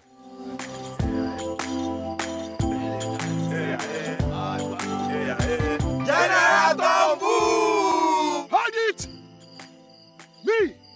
I don't come out my hand from oil concrete. General, what you gonna yarn? What did they answer? I don't understand though. Because they spoil our water and our environment. And they cause our people serious harm. Militants say, you know good. Me, I not do again Sam. Because why? Change begins with me. General Tombu! This message is brought to you by the National Orientation Agency in conjunction with the Federal Ministry of Information.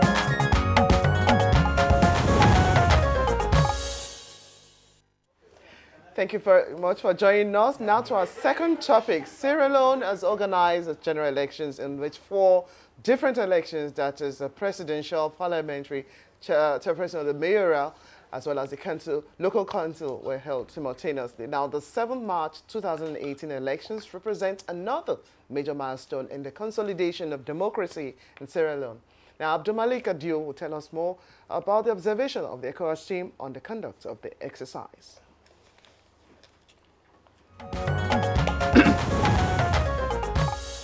The polling officials demonstrated adequate professionalism.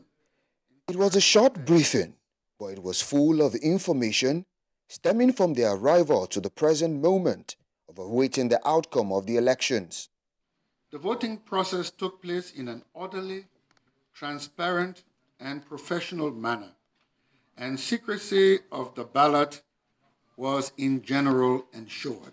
Prior to this, the international electoral observers had met behind closed doors to compare notes on their observations before arriving at this crucial moment. Apart from adjudging the elections as free and fair, he commended all stakeholders for their contribution to the success so far achieved. However, there were some recommendations. To recommend to the incoming government, the National Elections Commission, and all other relevant stakeholders to prioritize voters' education and strengthening the electoral infrastructure in the country, and also endeavor to review the restrictions on vehicular movement on election day. The mission also wishes to urge the incoming parliament to take a look at the issue of dual nationality and revisit the Affirmative Action Bill on women participation in politics. In the meantime, the ECOWAS Observers Mission says it will continue to closely monitor the concluding phase of the electoral process, in particular the transmission of electoral results and supporting materials to the National Tallying Center, as well as processing and declaration of the provisional results. The head of ECOWAS Observers Mission advised those that might be aggrieved by the outcome of the elections to seek redress legally rather than resolve into violence. In Freetown, Abdulmalik Adio, NTA News.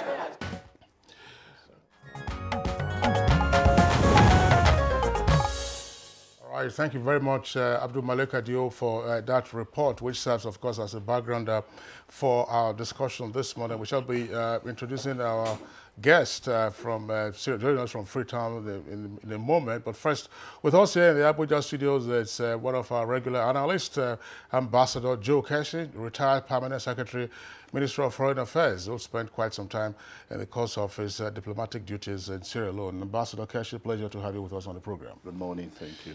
All right, and then joining us via Skype this morning is a familiar face, of course, he's very well known. It's our pleasure this time to welcome via Skype, that's right, Dr. Goodluck Ebele Jonathan, former President of the Federal Republic of Nigeria and currently Chair of the Electoral Institute for Sustainable Democracy in Africa. He's joining us via Skype from Freetown in Sierra Leone. Your Excellency, President Goodluck Jonathan, pleasure to have you on Good Morning Nigeria. Thank you, and good morning, Nigeria. Your Excellency, President Goodluck Jonathan, give us a sense of what your observations have been with regard to the general elections. What are the key points? Thank you. Of course, generally, the elections on Wednesday were conducted in a very good environment. Electoral officers were well trained, and they conducted the elections well.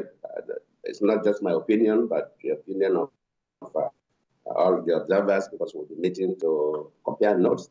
There are one or two minor issues that happen, but they are not in any way that will affect the integrity of the elections. So we can commend the people of Sierra Leone for their commitment. The turnout was quite massive, because we're expecting between 70 to 80% turnout. This is quite high. And the NEC, the National Electoral Commission, did a wonderful job.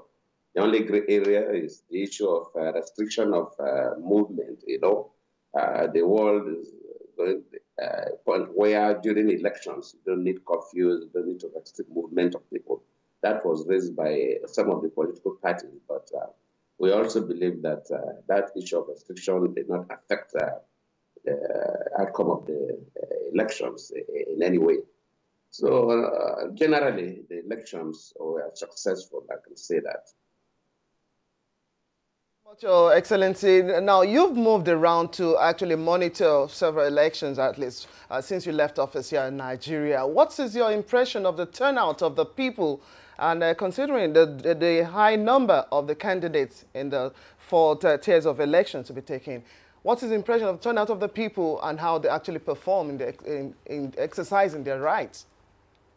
Well, in terms of the number of candidates, the presidential candidates are 16 in number, but actually 3 of them that you can see they were strong candidates of strong parties, because most of the other candidates or parties didn't even have polling agents at the polling points. So I think we don't consider that as very serious competition. But the main competition was between 3 parties.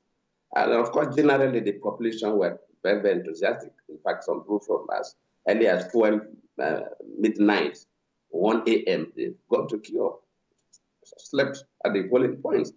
And by 6:30, because the elections were to start 7. So we left our hotel by 6:30 to monitor what was happening. And you will be marveled the kind of crowd you see queuing up to vote.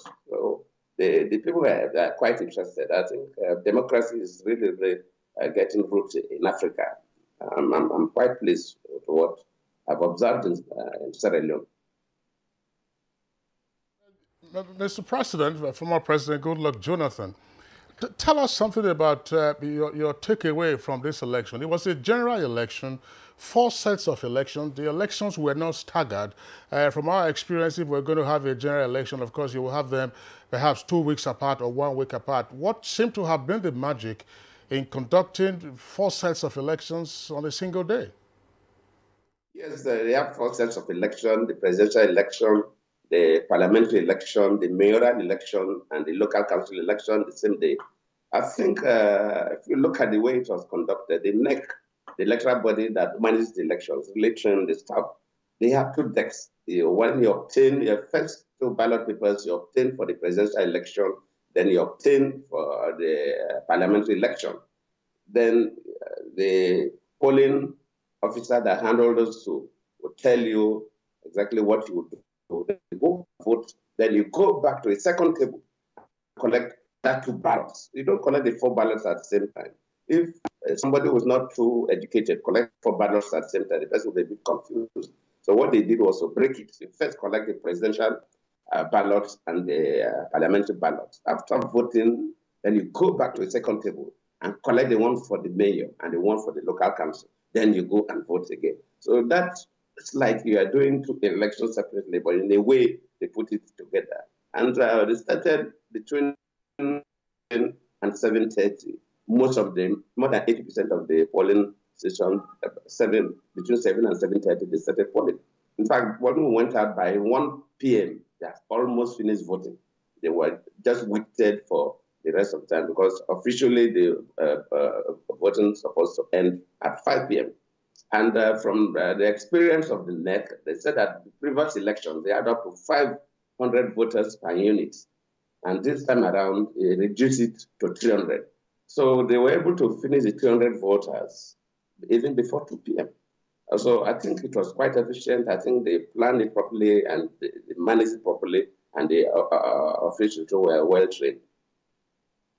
Outside of Freetown, what reports did you get with regard to logistics, which is usually a nightmare for elections in certain other jurisdictions?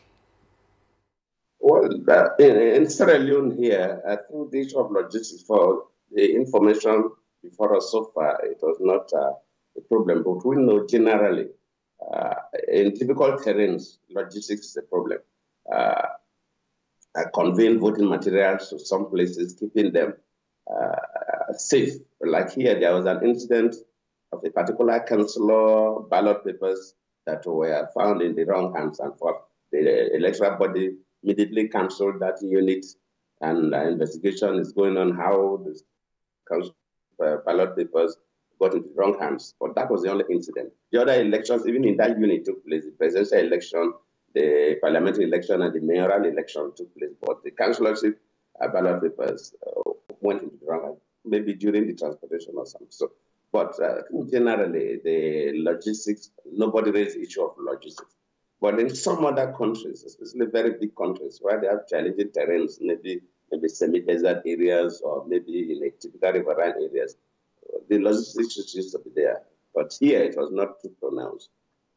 Right. Your Excellency, before we just let you take some breathers, we know you've, like we said earlier, you've monitored quite some elections around the continent and even maybe observed some other areas. Now, what lessons really for you, particularly with Sierra Leone, and what other things would you want to see moving forward as they round up on this phase of the movement to the next level? Well, here in Sierra Leone, I may not like to compare. When I get out of this president, I can talk generally about elections across Africa. But the impression I have, which makes me happy, is that Africans are embracing democracy. And you see citizens being very, very interested, and the ballot paper is becoming relevant. Unlike before, that people will hijack materials for election from people and go and dictate to society who will be the elected leaders. Yeah. The ballot paper talks, and people campaign, and people respect the ballot papers, and that is democracy. And I'm happy that that is cutting across the whole of Africa. All the elections I've observed so far, I've seen that the ballot paper is important, and that people are not hijacking or manipulating the electoral process for their own advantage. That is key. Africa is changing, and I believe in the next 20 to 30 years, the issue of observing elections may even be downplayed, because we are still observing because the belief is that our elections are not being properly conducted. But the results we are getting so far shows that the process of elections in Africa is improving significantly. It will get to a point that countries will no longer invite people to observe their election because citizens will have confidence in the electoral process. Just before we let you go, former President Goodluck Jonathan, tell us something about the lead up to the election. Was there violence, or were the campaigns relatively peaceful, and were there issues with the voters' roll? Yes, ASA that I'm representing, the Electoral Institute for Sustainable Democracy in Africa, has been here since November last year. And of course, to access, the process of election starts from voters' registration. It's not just about the election day. And the missions that come to observe the election also observe how you register your voters, because you can disemphasize some group of people if they are not accommodated in the registration process. But since we came, then of course they will monitor even how you campaign, how the public media facilities are used, whether some parties don't have access to the national radio, the national television, the national papers, etc., etc. All these are part of our observation. And of course, how you conduct your campaigns, whether they are peaceful and so on. And I'm quite impressed, very, very impressed. The reports we got from our officers have been on ground from November to today. The issue of registration of voters went on very smoothly, and there are no issues. Nobody's raising issues that did not be registered or they don't have voters' cards. Nobody raised that kind of issues because we interacted with all the stakeholders, the key political parties and the candidates. There is issue of violence. Yes, of course, you always hear those kind of stuff, because sometimes the young people belonging to some political parties tend to be a bit excessive. if in their strong area, opposition party wants to come and complain, there's always a tendency for them to behave in a way that is not acceptable. So those issues are there, but listening to all, we have the reports, and I think they were manageable, but on the election day proper, the issues of violence are quite minimal. That's Dr. Goodluck Ebele Jonathan, former president of the Federal Republic of Nigeria and current chair of the Electoral Institute for Sustainable Democracy in Africa, joining us via Skype from Freetown in Sierra Leone. Your Excellency, thanks a lot for your contribution to Good Morning Nigeria. Thank you, and good morning, Nigeria. All right, so that's former President Goodluck Jonathan. Let's bring in Ambassador Joe Keshi. Ambassador Keshi, well, of course, you listened to the reports by a correspondent and then the views expressed by former President Goodluck Jonathan. Put all of this into context on the basis of your experience with Sierra Leone. Well, the Sierra Leoneans are great Democrats to start with. They love their elections. And perhaps most people don't know that if I'm not wrong, I think it's only in Sierra Leone that the pre-independent parties have survived. The APC and the SLPP. So they are probably as old as, in fact, they are older than the independence of the country itself. After every military coup and the return to democracy, the old parties resurfaces, you know, they've never disappeared. What has just happened is that some elements who've lost out within these two parties have gone ahead to form some of these other parties that the former president, spoke about. Their campaigns are very robust, but they're always in a carnival mood, in a very festival, mood, because sometimes you could have up to 8,000 to 3,000 people in a campaign dancing around the whole, the major streets of Freetown. So, and then they have, in the 2 or 3 last elections, they've done relatively well compared to a number of other places. And I think one of the major points is this holding of all elections in one day. It's been their tradition, and it has always gone relatively well compared to even us, where we have elections 3, 4, 5 days. And I've always wondered why we couldn't actually manage to hold our own elections, in one day. So, for me, I think, coming out of 10 years of civil war, they've done relatively well to keep their democracy going. But what do we see on the long run, of course, of counting and all that aspect to completing this process is still ongoing. But there are other indications, especially from civil society, raising some kind of concern, especially when they said, okay, none of the candidates, if they get fit to secure about the 55% constitutional threshold, what do we see happening in the long run, based on your own experience? Well, if the last report, because I'll confess that I also have a candidate. Okay. I have a candidate myself, and look, if the current reports are anything to go by, the chances are there could be, a runoff again, because some very strong, politicians are holding strong to their constituencies, and so it does not look as of now that any party could actually have a sweep to start with, but it's still possible from the ongoing results that are coming out. But if does that happen, it's still part of the process to start with. The rule is very clear that if you do not get to 55%, and there will be a runoff in under 2 weeks. Okay. So I think that's still that's still possible. In other words, Ambassador Keshi, a runoff isn't a prelude to some crisis. No, it's not. If you look at most elections in Africa, and ours is a good example, the votings go very smoothly. It is between the counting and the transmission of results that we begin to experience, problems. That's where both the electoral officers, party leaders, and even the government themselves get involved in trying to manipulate, manipulate the system. In fact, some ex-military officers, I understand, sympathetic to the government, who are against one of the leading candidates, General Bill, who led the coup against Strasser. you know, Valentine, you know, who led it, you know, he's the leading opponent in the, I mean, the leading candidate in the SLPP. You know, some of his old bosses that he sent out who are in, you know, are now talking to the military. And that's the most scaring thing, you know, I heard last night. So it is actually in the transmission of managing post-voting activities. That's where we always experience crisis in Africa. Well, let's back up a bit, Ambassador Keshi. You know, that's Sierra Leone was in strife for several years. For 10, 12 years. After the collapse, well, after the exit of Siaka Stevens, you know, the instability there became an issue. And it's only now, of course, Nigeria contributed significantly, you know, to restabilizing that environment. Are there still undercurrents of instability that perhaps, you know, a contentious electoral outcome might throw up right again to the surface? I do not think currently that we could say that.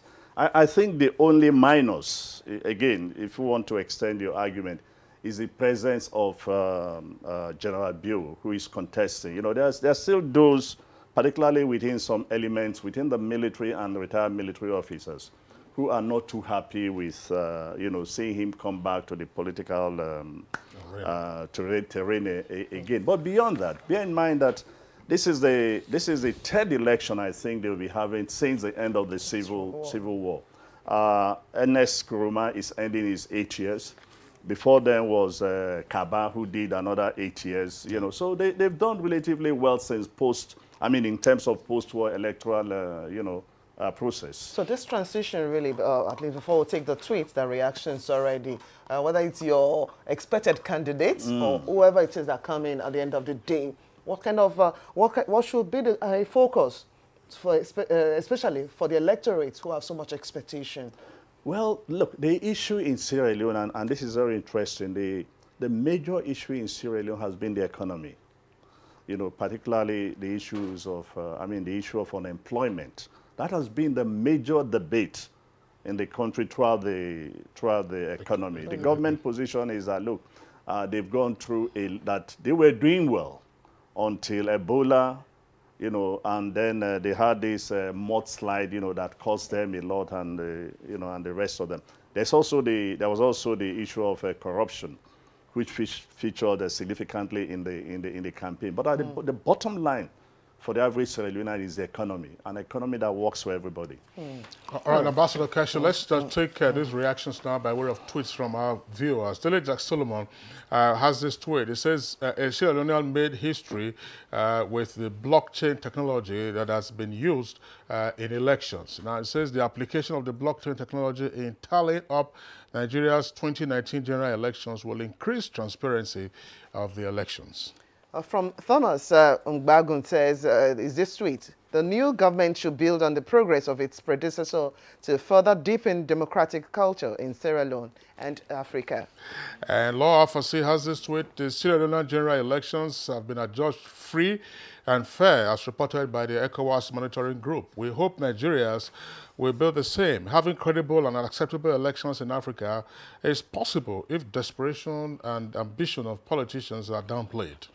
Sani Michael Amakoji tweets, Sierra Leone elections brought to the limelight a political narrative is changing in Africa and is a strong statement to Nigerian politicians that is not going to be business as usual come 2019 general elections.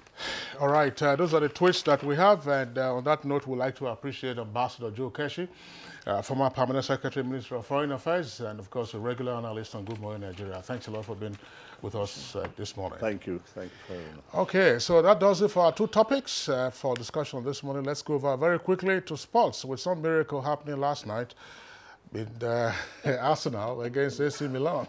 They finally beat some. All right, our sports desk. I'm a fan for Cardinal Pillars. Let's go over now to our sports desk.